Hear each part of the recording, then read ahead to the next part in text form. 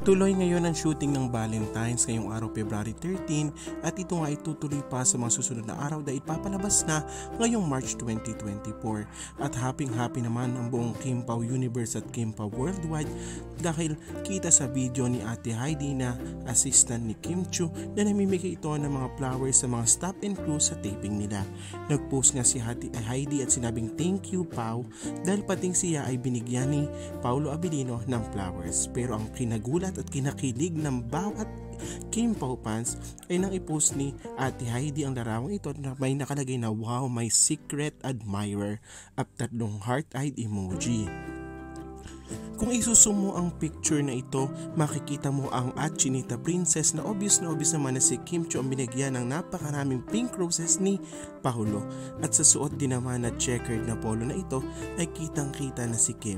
Very special na talaga ang banding ni na Kim Chiu at Paolo Abilino. Isang fans naman ang chinagang binilang kung ilang flowers nga ba meron natanggap si Kim Chiu at lumalabas na ito pala ay 14 roses. Sabi nga, binilang ko 14 pink rosaha. Ewan ko lang kung tama bilang ko. Samantalang yung kay Kate Heidi, isa lang, special yon. Sabi naman ng fan sa kanyang na-i-google, pink roses typically symbolize admiration, happiness, and love.